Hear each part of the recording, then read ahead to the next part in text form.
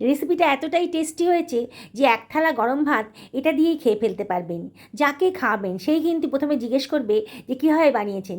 এত tasty recipe, বানাতে মাত্র 10 মিনিট টাইম লেগেছে। ঘরে থাকা উপকরণ দিয়েই কিন্তু এটা আমি বানিয়ে ফেলেছি। চলুন তাহলে বানিয়ে ফেলি। হ্যালো বন্ধুরা, আশা করি সকালে ভালো আছেন। আজকে পুঁই শাকের একটা অন্যান্য সাথে রেসিপি নিয়ে এসে হাজির হয়েছি। আমি এখানে প্রায় 300 গ্রাম মতো পুঁই শাক নিয়ে নিয়েছি। পুঁই শাকের পাতাগুলো আলাদা করে কেটে রাখছি আর ডাঁটাটা আলাদা করে কাটছি। আগে থেকে ধুয়ে পরিষ্কার করে নিয়েছি পুঁই শাকটাকে। এবার পাতাগুলোকে একটু বড় সাইজের করে কেটে নেব। খুব বেশি ছোটও করব না আর খুব বেশি বড়ও করব না।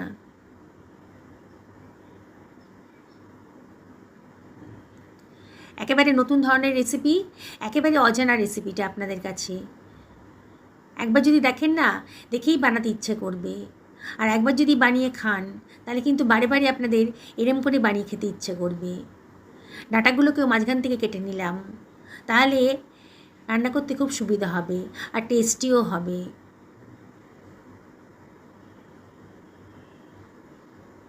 দেখুন, এইভাবে সমস্ত ডাঁটা আর পাতাগুলোকে আমি কেটে নিচ্ছি।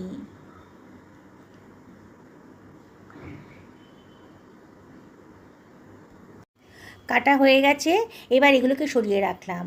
আমি এখানে দুখানা মাঝারি সাইজের আলু নিয়ে নিয়েছি। আলুর খোসাগুলো আগেতেই কেটে বাদ দিয়ে দিচ্ছি। এবার আলু দুটোকে আমি লম্বা লম্বা পাতলা পাতলা করে কেটে নেব। দেখুন, খুব বেশি বড়ও করছি না আর খুব বেশি ছোটও হবে না।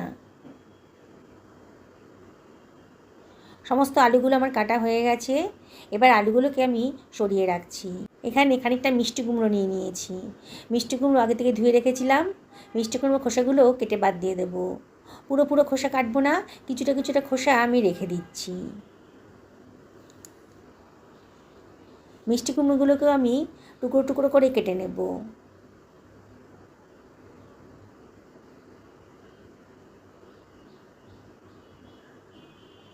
কাটা হয়ে গেছে, সরিয়ে রাখলাম। একখানা মাঝারি সাইজের বেগুন নিয়ে নিয়েছি। ওটার দিকের অংশ আর মাথার দিকের অংশটা কেটে বাদ দিয়ে দিচ্ছি। বেগুনটাকেও আমি টুকরো টুকরো করে কেটে নেব।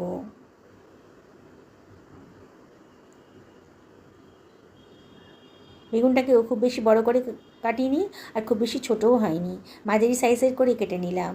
বেগুনটাকে এবার সরিয়ে রাখছি। আমি কতগুলো পটল নিয়ে নিয়েছি। পটলের মাথার দিকের অংশ আর বোটার দিকের অংশটা কেটে বাদ দিয়ে দেবো। এবার পটলের খোসাগুলো আমি কেটে নিচ্ছি। পটলগুলোকে মাঝখান দিয়ে কেটে নিচ্ছি। সরিয়ে রাখলাম। একখানা মাঝারি সাইজের পেঁয়াজ নিয়ে নিয়েছি। পেঁয়াজটাকেও আমি পাতলা পাতলা করে কেটে নিলাম, সরিয়ে রাখছি। একখানা মাঝারি সাইজের টমেটো নিয়ে নিয়েছি। বোটার দিকের অংশটা কেটে বাদ দিয়ে দিলাম। টমেটোটাকেও আমি কেটে নেব। লম্বা লম্বা করে কেটে নিচ্ছি, সরিয়ে রাখলাম। একখানা কড়াই গরম করতে বসিয়ে দিয়েছি গ্যাস ওভেনে। এবার 1 টেবিল চামচ মতো সর্ষের তেল দিয়ে দিলাম। তেলটা যখন গরম হয়ে গেছে, একখানা গোটা শুকনো লঙ্কা দিয়ে দিলাম। আর দিয়ে দিচ্ছি 1/2 টেবিল চামচ মতো গোটা জিরে। সুন্দর একটা গন্ধ বেরোতে শুরু করেছে। এবার এর ভেতর দিয়ে দিলাম কেটে রাখা পেঁয়াজ কুচোনোটা। একটু নাড়াচাড়া করে নেব। হাই ফ্লেমে পেঁয়াজটাকে একটু ভাজা ভাজা মতো করে নেব। একটু নাড়াচাড়া করতে হবে, নাহলে কিন্তু পোড়া লেগে যেতে পারে। 1 টেবিল চামচ মতো আদা রসুন বাটাও দিয়ে দিলাম। আর দিয়ে দিচ্ছি 1 টেবিল চামচ মতো লবণ। আর এর ভেতরে দিয়ে দেবো 1/2 টেবিল চামচ মতো হলুদের গুঁড়ো, 1/2 টেবিল চামচ মতো ধনের গুঁড়ো দিয়ে দিলাম, 1/2 টেবিল চামচ মতো জিরের গুঁড়ো দিলাম, 1/2 টেবিল চামচ মতো লঙ্কার গুঁড়োও দিয়ে দিলাম। এবারে সব কিছু খুব ভালো করে মিশিয়ে নিচ্ছি। গ্যাসের ফ্লেমটা মিডিয়াম টু হাইতে করে দিয়েছি আর অনবরত কিন্তু নাড়তে হবে। আমি এখানে 2 টেবিল চামচ মতো জল দিয়ে দিলাম, নাহলে পোড়া লেগে যেতে পারতো। যদি প্রয়োজন হয় তাহলে জলটা দেবেন। দিয়ে আবারও ভালো করে মশলাটা কষিয়ে নিতে হবে। এবার এর ভেতরে দিয়ে দিচ্ছি কেটে রাখা টমেটোটা, দিয়ে সব কিছু আবারও খুব ভালো করে মিশিয়ে নেব। এবারে দিয়ে দিচ্ছি আলুর টুকরোটা, আর দিয়ে দিলাম মিষ্টি কুমড়োর টুকরো, পটলের টুকরোটাও দিয়ে দিলাম, আর দিয়ে দিচ্ছি কেটে রাখা পুঁই শাকটা। আমি কিন্তু সমস্ত সবজি কাটার আগেই ভালো করে ধুয়ে রেখেছিলাম। সব কিছু খুব ভালো করে মিশিয়ে নিতে হবে। অনবরত নাড়তে হবে, নেড়ে নেড়ে সবজিগুলোকে ভালো করে কষিয়ে নিতে হবে, তাহলেই কিন্তু টেস্টি হবে। মিনিটখানেক কষানোর পর আমি দিয়ে দিচ্ছি বেগুনটা পরে দিলাম, বেগুনটা একটু নরম তো সেই জন্য একটু পরে দিলাম, দিয়ে আবারও একটুখানি নাড়াচাড়া করে নিচ্ছি। সবজির কাঁচা ভাবটা কিন্তু চলে যাবে এইভাবে যদি রান্না করেন। আবারও মিনিটখানেক একটুখানি কষিয়ে নেব। গ্যাসের ফ্লেমটা হাইতে করে দিয়েছি, আর একটু নাড়াচাড়া করতে হবে। মিনিটখানেক বাদে দিয়ে দিলাম মাছের তেলটা দিয়ে দিলাম। আগে থেকে ধুয়ে পরিষ্কার করে রেখেছিলাম মাছের তেলটা। এবারে এটা ঢাকা দিয়ে হাই ফ্লেমে মিনিট 2 রান্না করে নেব।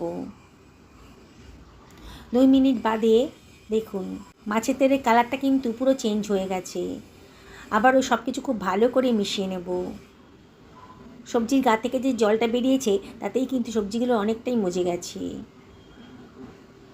হাই ফ্লেমে একটু নাড়াচাড়া করে নিতে হবে। অসম্ভব টেস্টি একটা রেসিপি তৈরি হচ্ছে আজকে। অনেকের কাছেই হয়তো এই রেসিপিটা একেবারেই অজানা। আবারও ঢাকা দিয়ে মিনিট 5 মিডিয়াম টু লো ফ্লেমে রান্না করে নেব। 5 মিনিট বাদে দেখুন সবজির গা থেকে কতটা তেল বেরিয়েছে, আর মাছের তেলের গা থেকেও অনেকটা তেল বেরিয়েছে। এই রেসিপিটা রান্না করতে খুব একটা তেলের প্রয়োজন হয় না। দেখলেন তো বন্ধুরা, মাত্র 1 টেবিল চামচ তেলেই কিন্তু রান্নাটা হয়ে গেল। আলুটাও বেশ নরম হয়ে গেছে, একটু চেক করে দেখে নিলাম। আর মিষ্টি কুমড়োটাও একটু চেক করে দেখে নিচ্ছি, দেখুন একেবারে নরম হয়ে গেছে। হাই ফ্লেমে রেখে আবারও খানিকক্ষণ কষিয়ে নেব। একটুখানি লবণ দিয়ে দিলাম, হাফ টেবিল চামচ মতো। টেস্ট করে দেখেছিলাম লবণটা একটু কম লাগছিল। হাফ টেবিল চামচ মতো গুড়ের পাউডার দিয়ে দিলাম। আপনাদের কাছে গুড়ের পাউডার থাকলে দেবেন, নাহলে চিনি দেবেন, তবে অপশনাল। কোনো রকম সুগার ছাড়াই কিন্তু আপনি এটা রান্না করতে পারবেন, তাহলেও কিন্তু টেস্টি হবে। সব কিছু খুব ভালো করে মিশিয়ে নিয়েছি। কতগুলো কাঁচা লঙ্কা দিয়ে দিলাম, একটু ঝাল ঝাল হলে খেতে ভালো লাগবে। খানিকটা কুচানো ধনেপাতাও এর ভেতরে দিয়ে দিলাম, সুন্দর একটা ফ্লেভার আসবে, খেতেও সুস্বাদু হবে। হাফ টেবিল চামচ মতো গরম মশলার গুঁড়োও দিয়ে দিলাম। খানিকটা কসুরি মেথি হাতে ডলে দিয়ে দিলাম, দিয়ে সব কিছু আবারও খুব ভালো করে মিশিয়ে নিচ্ছি। কতটা সুন্দর দেখতে লাগছে দেখুন। এবারে ঢাকা দিয়ে এটাকে মিনিট খানেক রান্না করে নেব, একেবারে লো ফ্লেমে। 1 মিনিট বাদে দেখুন সবজিটার গা থেকে কিন্তু অনেকটা তেল বেরোতে শুরু করেছে। দেখতে কতটা লোভনীয় হয়েছে, আর খেতে কিন্তু দুর্দান্ত। আমি একটা সার্ভিং বোলের ভেতর এটাকে সার্ভ করে দিচ্ছি। বন্ধুরা, গরম ভাতের সাথে এই রেসিপিটা থাকলে পরে আর অন্য কোনো রেসিপির প্রয়োজন হবে না। যেসব বন্ধুরা রেসিপিটা দেখছেন অথচ এখন আমাকে সাবস্ক্রাইব করেননি, তাদেরকে আমি একান্ত রিকোয়েস্ট করবো আমার চ্যানেলটা সাবস্ক্রাইব করার জন্যে। পাশে থাকা বেল আইকনটা অবশ্যই ক্লিক করে দেবেন, তাহলে আমার রান্নার নোটিফিকেশানটা আপনার চটজলদি পেয়ে যাবেন। যেসব বন্ধুরা ফেসবুক থেকে দেখছেন তাদেরকে রিকোয়েস্ট করবো পেজটা ফলো করার জন্যে। দেখুন কতটা লোভনীয় লাগছে, একেই খেতে ইচ্ছে করছে তো। তাহলে আপনাদেরকে আমি রিকোয়েস্ট করব একদিন বাড়িতে বানিয়ে ফেলুন, সকলকে খাওয়ান, নিজেও খান। সুস্থ থাকুন, ভালো থাকুন, নমস্কার নেবেন।